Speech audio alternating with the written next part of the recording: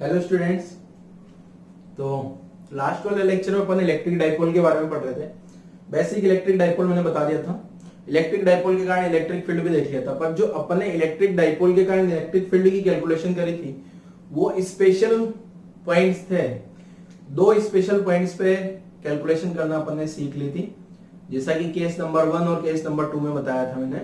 पहला point case number 1 में क्या था, electric field due to electric dipole on axis of dipole. जो डाइपोल की एक्सिस थी ना, डाइपोल की एक्सिस पे कैलकुलेशन करी थी फर्स्ट वाले केस में। सेकंड वाले केस में क्या था, डाइपोल की इक्वेटोरियल प्लेन में, मींस डाइपोल का बाइसेक्टर जो होगा, परपेंडिकुलर बाइसेक्टर, वहां कैलकुलेशन क्या होगा।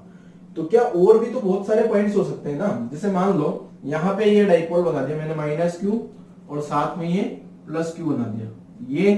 ये लाइन को अपन ने एक्सिस बोल दिया, एक्सिस ऑफ इलेक्ट्रिक डाइपोल। तो लास्ट वाले लेक्चर में मैंने एक तो क्या किया था, यहाँ पे एक पॉइंट लिया था और उस पॉइंट पे कैलकुलेशन करी थी। अगर ये पॉइंट बहुत दूर है या फिर क्वेश्चन में लिखा है शॉर्ट डाइपोल, तो आंसर आया था अपना 2kp/r³ का। ठीक है, डाइपोल छोटा होना चाहिए। अभी यहाँ डायग्राम चलो यहाँ कर देते हैं प्लस क्यू। ठीक है, अब थोड़ा छोटा तो लग रहा है कम से कम। यहाँ पे इक्वेटोरियल प्लेन या परपेंडिकुलर बाइसेक्टर, यहाँ जो इलेक्ट्रिक फील्ड होगा वो डाइपोल की, यहाँ डाइपोल की डायरेक्शन माइनस क्यू से प्लस क्यू, डाइपोल की डायरेक्शन माइनस क्यू से प्लस क्यू। तो यहाँ पे जो डाइपोल की अपोजिट डायरेक्शन में इलेक्ट्रिक फील्ड होता है -2kp/r³, और यहाँ kp/r³ मींस यहाँ इलेक्ट्रिक फील्ड की डायरेक्शन ऐसी ही होगी। ठीक है, अब देखो ये जो दो स्पेशल केस पढ़े थे अपन ने, दो स्पेशल केस। पहला केस तो क्या, ये जो पूरी एक्सिस है, इस पूरी एक्सिस पे इलेक्ट्रिक फील्ड का फॉर्मूला ये लिख दिया। ये जो पूरा इक्वेटोरियल है या परपेंडिकुलर बाइसेक्टर है, इस पे एक फॉर्मूला ये लिख दिया। बट इसके अलावा भी तो खूब सारे पॉइंट्स हैं। यहाँ पे कोई पॉइंट हो, यहाँ पे कोई पॉइंट हो, यहाँ पे कोई पॉइंट, यहाँ बहुत सारे पॉइंट्स हो सकते हैं ना। तो उन सभी पॉइंट्स पे इलेक्ट्रिक फील्ड की कैलकुलेशन कैसे करनी है वो आज वाले लेक्चर में अपन पढ़ने वाले हैं। तो केस नंबर 3 में लिख रहा हूं, electric field due to electric dipole at general point. ठीक है, जनरल पॉइंट का मतलब ऐसा पॉइंट जो ना तो एक्सिस पे है ना इक्वेटर पे है, तो उस पॉइंट पे इलेक्ट्रिक फील्ड की कैलकुलेशन कैसे करें। ठीक है, एक तरीका तो क्या है, जैसे अपन ने कूलम्ब्स लॉ पढ़ा था। कूलम्ब्स लॉ के बाद मल्टीपल चार्जेस के लिए कूलम्ब्स लॉ पढ़ा, फिर मल्टीपल चार्जेस के लिए इलेक्ट्रिक फील्ड पढ़ा गया। तो मल्टीपल चार्जेस में दो चार्ज लिख दिए, प्लस चार्ज का इलेक्ट्रिक फील्ड लिखो, माइनस चार्ज का इलेक्ट्रिक फील्ड लिखो और दोनों का सम कर दो। ठीक है, दोनों का सम कर देंगे तो अपन आंसर आ जाएगा। या फिर यहाँ पे जो अपन जनरलाइज कर रहा हूं मैं, यहाँ एक फॉर्मूला बनाते हैं अपन, बट वो फॉर्मूला तभी वैलिड होगा जब आपका डाइपोल शॉर्ट हो या फिर कंडीशन आर ग्रेटर देन ए हो। तो केस नंबर 3 लिख रहा हूं मैं। केस नंबर 3 क्या है, देखो case 3, electric field due to dipole, due to electric dipole at general point. अब ये जो जनरल पॉइंट होगा वो जनरल पॉइंट पे इलेक्ट्रिक फील्ड का कैलकुलेशन करते हैं। ठीक है, फर्स्ट केस में क्या किया था अपन ने, जो केस फर्स्ट था ना, केस फर्स्ट में कहां कैलकुलेशन किया था मैंने, केस फर्स्ट में एक्सिस पे किया था क्या, और केस सेकंड में कहां किया था, इक्वेटर पे, और केस थर्ड में कहां कर रहा हूं, जनरल पॉइंट पे। तो जनरल पॉइंट पे इलेक्ट्रिक फील्ड कितना आएगा, इसके लिए अपन एक फॉर्मूला लिख लेते हैं जरा। पहले तो अपन डाइपोल बनाते हैं और जनरल पॉइंट बनाते हैं। मान लो ये तो मैंने डाइपोल बना दिया है। अब यहां मान लो माइनस क्यू चार्ज है, यहां पे है माइनस क्यू चार्ज और यहां है प्लस क्यू चार्ज। ये डाइपोल आ गया अपने पास। ठीक है, अब इस डाइपोल पे एक जनरल पॉइंट है, यहाँ पे कोई जनरल पॉइंट आ गया, ये डाइपोल का सेंटर आ गया। डाइपोल के सेंटर से एक जनरल पॉइंट, थोड़ा डायग्राम सही से बनाते हैं, डायग्राम बहुत इंपॉर्टेंट है इसमें। डायग्राम यहां बना दिया मैंने माइनस क्यू चार्ज, यहां बना दिया मैंने प्लस क्यू चार्ज। अब इसका जो सेंटर है ना, इस सेंटर से मुझे यहां पे इस पॉइंट पे कैलकुलेशन करनी है। ये एक पॉइंट है सेंटर, डाइपोल के सेंटर से आर डिस्टेंस। तो डाइपोल के सेंटर से आर डिस्टेंस पे कोई पॉइंट है, वहां कैलकुलेशन किस टाइप से करते थे आपको एक टाइम तो ये तो पता लग गया। अभी जो डाइपोल ये वाला जो पॉइंट है ना, इस पॉइंट को बोला जाता है R comma theta. R comma theta का मतलब क्या है, सेंटर से इसका डिस्टेंस क्या हो गया, जिस पॉइंट पे इलेक्ट्रिक फील्ड का कैलकुलेशन करना है, और इस जनरल पॉइंट को नाम दे देंगे कुछ, general point at general point P नाम दे देता हूं। ठीक है, पी तो कुछ होना नहीं चाहिए, जनरल पॉइंट ही लिख देते हैं। पी जो है डाइपोल मोमेंट से रिप्रेजेंटेशन होता है। तो जनरल पॉइंट को लिखते हैं आर कोमा थीटा से। आर कोमा थीटा का मतलब क्या है, देखो आर तो ये सेंटर से उस पॉइंट का डिस्टेंस जहां पे मुझे इलेक्ट्रिक फील्ड का कैलकुलेशन करना है, थीटा का मतलब डाइपोल से जो है वो आर वेक्टर जो है कितना एंगल बना रहा है, ठीक है। तो आर कोमा थीटा की कैलकुलेशन करते हैं, आर कोमा थीटा लिख देते हैं इसको। आर का मतलब सेंटर से डिस्टेंस और थीटा जो है ये डाइपोल वेक्टर, ये डाइपोल वेक्टर है क्या, ये इस टाइप से डाइपोल वेक्टर। अब इस जो डाइपोल वेक्टर को मैं यहाँ पे बना लेता हूँ, इस टाइप से बना दिया मैंने डाइपोल वेक्टर। डाइपोल वेक्टर की डायरेक्शन कहां से कहां लिखता हूँ, माइनस क्यू से प्लस क्यू। तो ये मैंने डाइपोल वेक्टर बना दिया, ये इस टाइप से, ये माइनस क्यू से प्लस क्यू का मैंने डाइपोल वेक्टर बना दिया। अब इस डाइपोल वेक्टर के दो कंपोनेंट किए जा सकते हैं, वेक्टर के कंपोनेंट किए जा सकते हैं ना रेक्टेंगुलर कंपोनेंट। तो इस वेक्टर का एक कंपोनेंट तो इधर आएगा, इस वेक्टर का एक कंपोनेंट इधर आएगा और दूसरा कंपोनेंट जो है वो इधर आएगा परपेंडिकुलर रेक्टेंगुलर कंपोनेंट का। अब इसका डाइपोल मोमेंट अगर P था तो ये वाला डाइपोल मोमेंट क्या हो जाएगा, P cos थीटा, थीटा है नहीं, और ये वाला डाइपोल मोमेंट क्या हो गया, P sin थीटा। क्लियर है। अब ऐसे कंपोनेंट करने का क्या फायदा हुआ कि ये जो P cos थीटा डाइपोल बना, मींस ये वाला जो डाइपोल है, इस P डाइपोल को मैं दो डाइपोल से, ये जो P डाइपोल है ना, इस डाइपोल को मैं दो अलग अलग डाइपोल से बना हुआ मान सकता हूं। एक कंपोनेंट P cos थीटा, दूसरा कंपोनेंट P sin थीटा। अब इस पॉइंट पे देखा जाए तो ये P को, ये वाला जो पॉइंट है ना, इस क्या इस P cos थीटा के एक्सिस पे है, ये वाला जो पॉइंट है ये पॉइंट P cos थीटा के एक्सिस पे है क्या। मींस अपन ये जो डेरिवेशन कर रहे हैं ना, मैं पहले लिख देता हूं r ग्रेटर देन a के लिए कर रहे हैं। अगर r ग्रेटर देन a नहीं हुआ तो फिर क्या करना है वो भी मैं बता दूंगा। अब यहां से जो P cos थीटा आया है, अब इस P cos थीटा के ये वाला जो पॉइंट है, जिस पॉइंट पे मुझे इलेक्ट्रिक फील्ड का कैलकुलेशन करना है, ये पॉइंट P cos थीटा के तो एक्सिस पे हो गया, और ये जो P sin थीटा है, P sin थीटा के इक्वेटर पे हो गया क्या। और ये डाइपोल शॉर्ट डाइपोल है, बस मैंने डायग्राम में बड़ा बनाया है, इससे पता लग रहा है कि आपको ये डाइपोल क्या है, शॉर्ट डाइपोल है। शॉर्ट डाइपोल का मतलब जो फॉर्मूले अपन ने लिखे थे एक्सिस और इक्वेटर के, वो डायरेक्ट वैलिड हो जाएंगे।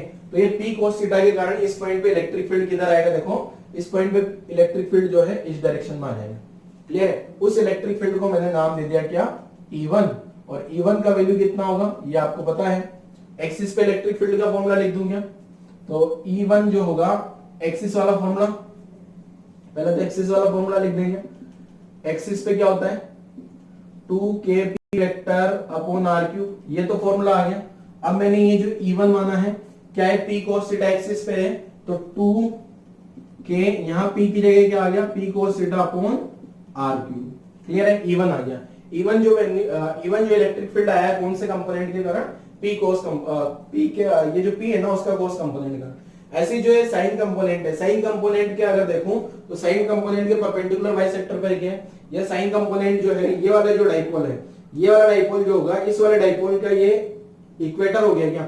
तो इक्वेटर पे जो आपको इलेक्ट्रिक फील्ड का फॉर्मूला लिखा है मैंने, इक्वेटर पे मैंने इक्वेटोरियल प्लेन में इलेक्ट्रिक फील्ड का फॉर्मूला इस टाइप से लिखाया था, -kp/r3 शॉर्ट डाइपोल के लिए, जो कि मैंने कंडीशन पहले ही लिख दिया। ठीक है, इवन मैंने मैग्नीट्यूड लिखा है, ये वाली डायरेक्शन बड़ी अजीब है।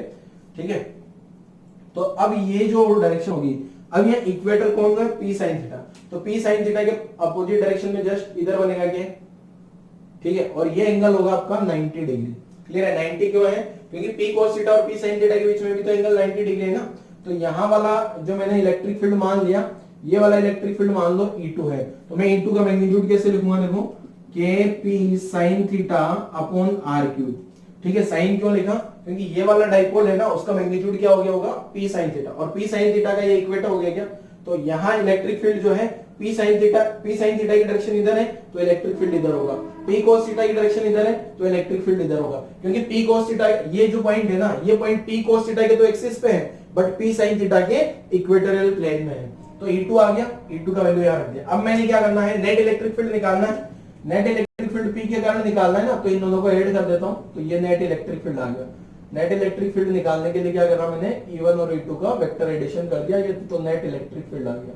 क्लियर है, ये नेट इलेक्ट्रिक फील्ड। अब ये वाला एंगल मान लेते हैं फाई, ये वाला एंगल मैंने क्या मान लिया, फाई। अब मेरे को नेट इलेक्ट्रिक फील्ड पता करना है ना, ये E का वैल्यू कितना आएगा, तो E का वैल्यू में क्या लिख सकता हूँ, √E1 square plus E2 square plus 2E1 E2 cos 90, cos 90 है ना, तो cos 90 जीरो हो जाएगा, तो मैं डायरेक्ट लिख देता हूँ। वैसे आपको पता है 90 डिग्री पे कंपोनेंट होते हैं, तो पाइथागोरस थ्योरम में भी तो लिखते हो ना, a² + b² रूट, ठीक है, तो ये E1 square plus E2 square ही हो जाएगा क्योंकि ये एंगल 90 डिग्री था। अब E1 E2 का वैल्यू पुट कर देते हैं यहाँ पे। E1 का वैल्यू कितना है देखो 2 kp cos theta upon R cube plus kp sin theta upon R cube whole square. अब कौन कौन सी टर्म जो है बाहर आ जाएगी यहाँ से, मींस कौन कौन सी टर्म सेम सी टर्म है वो कॉमन लिख देता हूँ। जो टर्म कॉमन है वो कौन कौन सी देखो, के दोनों में आ रहा है, पी भी आ रहा है, आर क्यूब भी आ रहा है।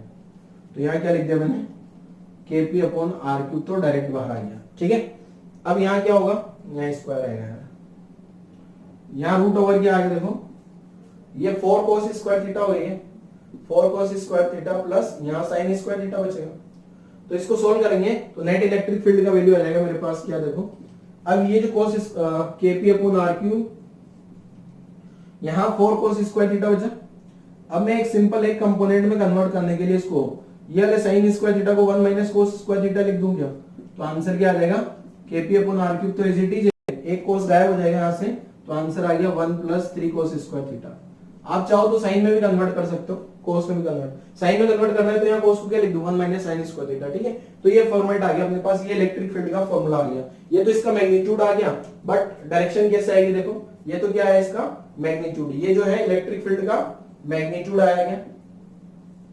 साथ में अगर मेरे को डायरेक्शन पता करनी है, for direction means alpha angle पता करना है मुझे, क्या पता करना है फाई, तो मैं क्या लिख दूं tan फाई को क्या लिखा जा सकता है E2 by E1, tan phi को E2 अपॉन E1 लिखा जा सकता है क्या, तो tan फाई क्या हो गया, E2 का वैल्यू यहां से रखूं क्या, kp sin theta upon 2 kp cos theta upon r cube, यहां भी r क्यूब आएगा। अब कौन कौन मारा गया, k से k गया, p से p गया, r क्यूब से r क्यूब गया, तो tan फाई का वैल्यू कितना आ गया, tan फाई का वैल्यू आ गया sin theta tan theta upon 2। ठीक है, ये tan फाई का वैल्यू आ गया। अच्छा ऐसा नहीं करना tan से tan उड़ा दिया, tan से tan उड़ा दोगे तो फाई का वैल्यू कितना आ जाएगा 5/2, फाई का वैल्यू थीटा/2, जो कि गलत है, ऐसा नहीं करना है। ठीक है ना, ऐसे डायरेक्ट थोड़ी उड़ा देते हैं। ये फाई का वैल्यू जो है यहाँ थीटा का वैल्यू पुट करोगे, फिर फाई का वैल्यू बाद में आएगा, ये इसको सोल्व करके। ठीक है ना, ऐसे डायरेक्ट नहीं लिख देना है, तो ये इस टाइप से नहीं लिख देना फाई इक्वल टू थीटा/2। तो ये डायरेक्शन आ गई, इलेक्ट्रिक फील्ड का मैग्नीट्यूड आ गया। तो इस टाइप से अपन ने क्या किया, कोई भी जनरल पॉइंट हो, जनरल पॉइंट पे इलेक्ट्रिक फील्ड निकालने के लिए क्या करूं मैं, पी के कंपोनेंट करूं, और पी के कंपोनेंट इस वे में करूं।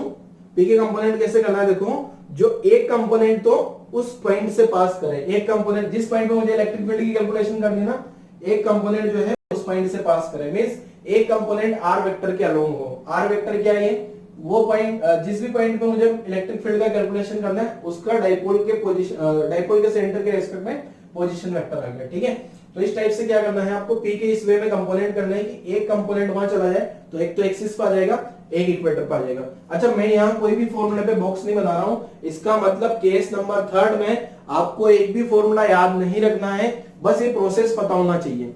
ठीक है, प्रोसेस पता होगा तो आप इजीली सोल्व कर लोगे। ठीक है ना, प्रोसेस क्या है, कंपोनेंट करो, और कंपोनेंट करना मैंने बता दिया किस वे में करने कंपोनेंट, जिस पॉइंट पे इलेक्ट्रिक फील्ड की कैलकुलेशन करनी है एक कंपोनेंट वैसा उस आर वेक्टर के अलोंग हो, जिसे यहाँ पे कैलकुलेशन करनी मुझे इलेक्ट्रिक फील्ड, तो एक कंपोनेंट इसके अलोंग, दूसरा ऑब्वियसली परपेंडिकुलर हो जाएगा।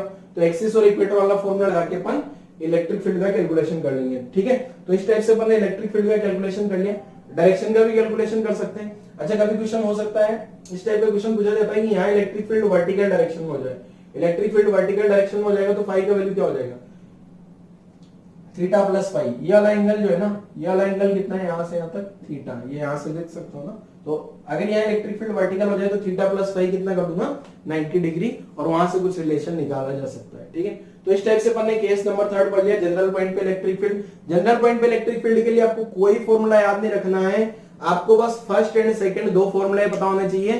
केस 1 का फॉर्मूला पता हो, केस 2 का फॉर्मूला पता हो, वही दो फॉर्मूले अप्लाई करके अपन केस 3 वाला फॉर्मूला मींस केस 3 से रिलेटेड कोई क्वेश्चन होगा तो उसको सोल्व कर लेंगे। अच्छा अब किसी बच्चे के दिमाग में आ रहा होगा ये वाली कंडीशन अगर नहीं दी गई हो, शॉर्ट डाइपोल नहीं हो, r ग्रेटर देन a नहीं हो, तो फिर हम क्या करें, फिर बेटा आपको जनरल फॉर्मूला लगा लेना है। ठीक है, इलेक्ट्रिक फील्ड का इन दोनों के, यहाँ इस पॉजिटिव चार्ज का इलेक्ट्रिक फील्ड को, नेगेटिव चार्ज का इलेक्ट्रिक फील्ड को कैसे लिखोगे, वेक्टर फॉर्म में इलेक्ट्रिक फील्ड लिखना सिखा रखा है क्या, kq upon r square r के, इसका लिखो kq upon r square r के, साइन के साथ में रखना है चार्ज को, ऐसे इसका इलेक्ट्रिक फील्ड लिखो और दोनों का वेक्टर एडिशन कर दो तो यहाँ इलेक्ट्रिक फील्ड आ जाएगा। क्लियर है। और शॉर्ट डाइपोल के केस में अपन ने फॉर्मूला पता थे तो डायरेक्ट रिजल्ट निकाल लिया। फिर वापस बोल रहा हूँ, रिजल्ट याद रखने की जरूरत नहीं, जो भी क्वेश्चन होगा डायरेक्ट सोल्व कर देना, कंपोनेंट करके प्रोसेस पता होना चाहिए, ठीक है। तो इससे रिलेटेड एक न्यूमेरिकल कर लेते हैं। क्वेश्चन एक्सप्लेन कर देता हूं। तो क्वेश्चन क्या है, देखो यहां पे 4 डाइपोल हैं, इलेक्ट्रिक डाइपोल रखे हैं 4, और शॉर्ट है सबके सब, छोटे छोटे से हैं ब्लैक कलर के। ये डाइपोल राइट डायरेक्शन में है, ये डाइपोल लेफ्ट डायरेक्शन में है। मतलब मैंने माइनस प्लस चार्ज नहीं बताया, डायरेक्ट डाइपोल बना दिया। जिस टाइप से अपन बनाते हैं ना, ये माइनस क्यू और ये प्लस क्यू और इसका मिला के एक डाइपोल बनता है ऐसा, तो वो एक सिंपल मैंने ये एरो बता के डाइपोल बना दिया यहाँ पे, ठीक है ना। 4 डाइपोल है। देखो पहला डाइपोल ये ऐसा रखा है राइट डायरेक्शन में, दूसरा लेफ्ट में है, और तीसरा नीचे की डायरेक्शन में, और चौथा यहाँ ऊपर की डायरेक्शन में। और ये सबके सब एक स्क्वायर है, इस पे रखे हैं, स्क्वायर का साइड ए मान लेना है। क्या कैलकुलेट करना है, calculate electric field at centre of square due to 4 short electric dipole. जो 4 इलेक्ट्रिक डाइपोल है उनके कारण, चारों का कारण मिला के यहाँ पे इलेक्ट्रिक फील्ड क्या होगा, मींस नेट इलेक्ट्रिक फील्ड पता करना आपको। पी वेक्टर क्या मान लेना है, डाइपोल मोमेंट फॉर ऑल, ठीक है। या मैग्नीट्यूड लिख देता हूँ पी, क्योंकि डायरेक्शन तो सभी का अलग अलग है। ये पी क्या है, dipole moment means magnitude of electric dipole moment for all dipoles. जितने भी डाइपोल आपको दिख रहे हैं, 4 डाइपोल है, तो चारों का डाइपोल मोमेंट कितना कितना मान लेना है मेरे को, पी। तो देखो एक ही क्वेश्चन जो है मैंने अच्छा ले लिया। अगर इसमें आप फॉर्मूला वगैरह लगाओगे ना तो थोड़ा उलझन वाला काम है, फॉर्मूला लगाने से थोड़ा उलझ जाओगे, क्योंकि डायरेक्शन वगैरह देखना थोड़ा मुश्किल हो जाएगा, ठीक है। आप इसको कंपोनेंट लगा के करो, जैसा कि मैंने जब डेरिवेशन कराया आपको तब भी मैंने बोला आप क्या है कि स्टेप्स पता रखो, स्टेप्स क्या किया था अपन ने, ठीक है। कंपोनेंट करने, अब यहाँ मेरे को चारों डाइपोल के कंपोनेंट करने पड़ेंगे, और चारों डाइपोल के कंपोनेंट करके फॉर्मूला लगाते हैं। जरा स्टेप्स को फॉलो करते हैं, फॉर्मूला तो लगाना ही नहीं। मैंने यहाँ बड़ा बना लिया स्क्वायर थोड़ा सा, ताकि विजुअलाइजेशन थोड़ा इजी रहे। अब देखो एक डाइपोल तो ये था क्या, अब ये डाइपोल का मैग्नीट्यूड है P, तो इस डाइपोल का एक कंपोनेंट इधर होगा और एक कंपोनेंट इधर होगा, ठीक है। तो ये वाला डाइपोल P है, तो सिमेट्री से ये P/√2 P/√2 हो गए। P/√2 P/√2 क्यों हुए, क्योंकि 45 डिग्री एंगल होगा, ठीक है। मुझे इलेक्ट्रिक फील्ड की कैलकुलेशन क्या करनी, ये यहाँ पे इस पॉइंट पे इलेक्ट्रिक फील्ड की कैलकुलेशन करनी है मुझे सेंटर पे, ज्योमेट्रिकल सेंटर लिखा है, एट सेंटर, सेंटर मतलब ये वाला पॉइंट, ठीक है। तो यहाँ पे इलेक्ट्रिक, तो मुझे इसके अलावा एक कंपोनेंट P वेक्टर का इधर आना चाहिए, तो ये P/√2, दूसरा परपेंडिकुलर P/√2 आ गया, ठीक है। अब इसका इलेक्ट्रिक फील्ड लिखूंगा यहाँ पे, इसका इलेक्ट्रिक फील्ड लिखूंगा यहाँ पे, ठीक है। तो इसका इलेक्ट्रिक फील्ड, तो ये वाला जो P/√2 है ना, ये वाले P/√2, ये वाले P/√2 के कारण, तो ये पॉइंट एक्सिस पे है क्या, तो एक्सिस पे इलेक्ट्रिक फील्ड मान लेते हैं E1 है, तो E1 इलेक्ट्रिक फील्ड मान लिया एक्सिस पे, वो कितना होता है 2k। अब यहाँ 2k P/√2 अपॉन r³, यहां से यहां तक की डिस्टेंस कितनी हो जाएगी, देखो एक्सिस वाला पहले फॉर्मूला लिख देता हूं मैं। एक्सिस पे फॉर्मूला क्या होता है अपना, एक्सिस पे फॉर्मूला होता है क्या, इलेक्ट्रिक फील्ड एट एक्सिस, तो एक्सिस वाला फॉर्मूला क्या होता है, देखो 2kp upon r³, 2kp upon r³। तो मैंने E1 मान लिया 2k, अब p की जगह तो P/√2 आ जाएगा, क्योंकि एक्सिस पे जो है P/√2 के कारण आ रहा है ना, अपॉन r, यहां से यहां तक की डिस्टेंस, देखो टोटल डिस्टेंस ये a है क्या, a, तो यहां से कितनी जगह √2 है, और √2 अपॉन 2 करूंगा तो यहां से यहां a/√2, तो यहां कितना आ गया a/√2 क्यूब, ठीक है। ये वाला इलेक्ट्रिक फील्ड जो है, इस पॉइंट पे इलेक्ट्रिक फील्ड देखूंगा तो ये P/√2 का एक्सिस के अलोंग तो इलेक्ट्रिक फील्ड आ गया कितना E1, ठीक है, एक्सिस के अलोंग E1 आ गया। अब इक्वेटर वाला भी देख लेते हैं जरा।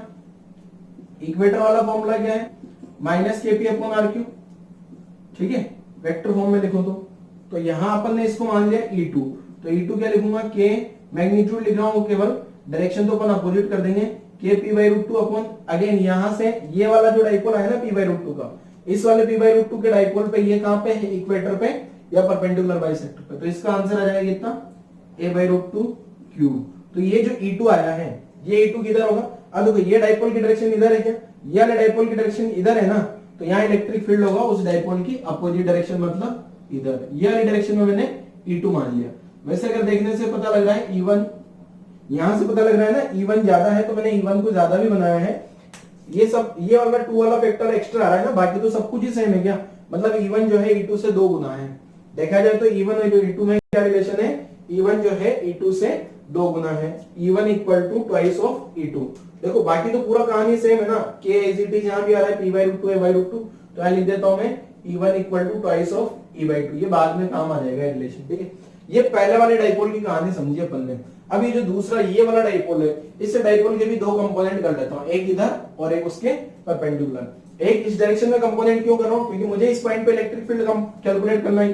तो ये वाला जो डाइपोल है, इस डाइपोल का ये वाला कंपोनेंट कितना होगा, p/√2। अभी तो क्या है ना, यहाँ पे p/√2 इसलिए हो रहे हैं क्योंकि ये जो सिमेट्रिकली मैंने स्क्वायर लिया था, अगर स्क्वायर की जगह ट्राइंगल होता या रेक्टेंगल होता फिर p/√2 नहीं आते, फिर एंगल चेक करना होता, ठीक है। p cos theta p sin theta लिखते हैं अपन एंगल कैलकुलेट। अभी तो क्या है ना 45 डिग्री एंगल आएगा, तो p/√2 आ गया। अब अगेन यहाँ पे अगर मैं इस p/√2, ये वाले p/√2 के एक्सिस पे, क्या ये वाले p/√2 के एक्सिस पे है, अगर ये वाले p/√2 के तो एक्सिस पे आ गए और ये वाले p/√2 के इक्वेटर पे आ गया, ठीक है। तो ये वाले p/√2 का कितना आ जाएगा, ये वाले p/√2 का तो इधर आएगा E1, और ये जो p/√2 इधर है इसका इधर आ गया E2, ठीक है। अगले दो डाइपोल के कंपोनेंट खुद से सोल्व करो जरा और फाइनल आंसर निकालो जरा। मैं तो सोल्व कर रहा हूं, अब आप वीडियो पॉज करो। दो डाइपोल का मैंने बताया, इसी पैटर्न पे आपको रिमेनिंग दो डाइपोल का कर लेना है, ठीक है। पूरा क्वेश्चन लिखो, यहां तक सॉल्यूशन लिखो, रिमेनिंग दो डाइपोल का रफ में आप लोग ट्राई करो,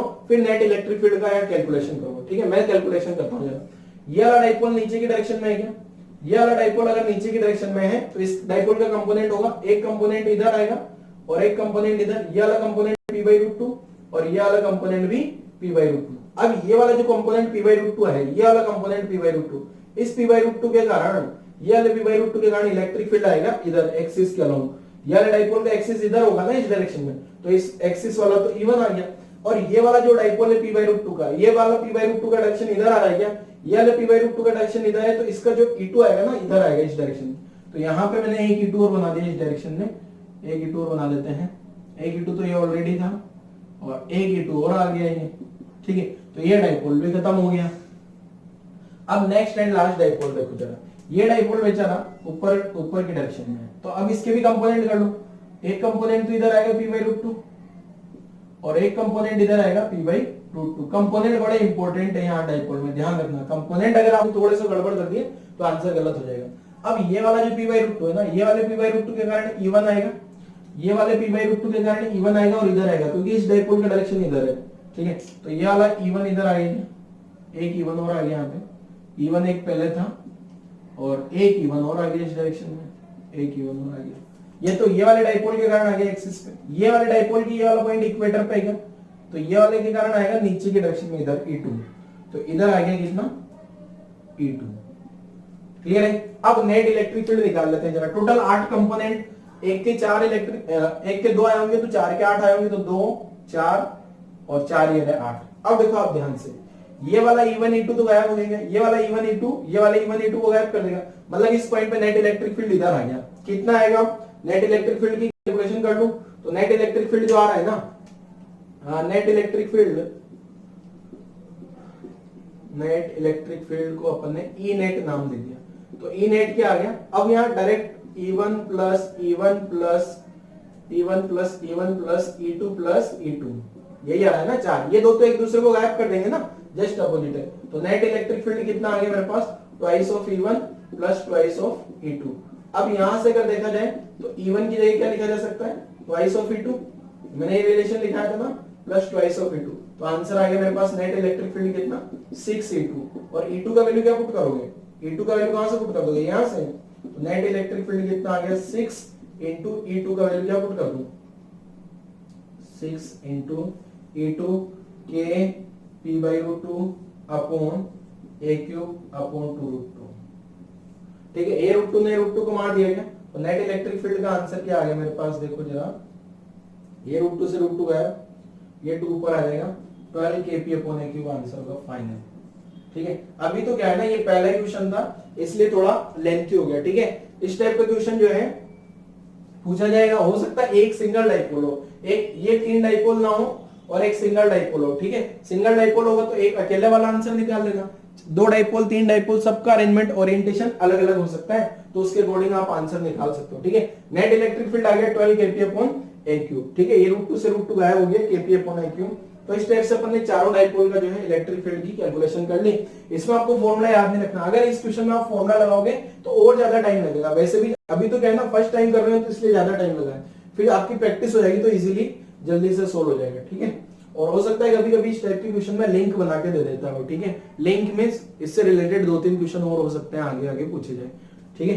तो ये डाइपोल वाला क्वेश्चन अपना क्लियर हो गया। तो आज वाला लेक्चर यही क्लोज करते हैं। Thank you.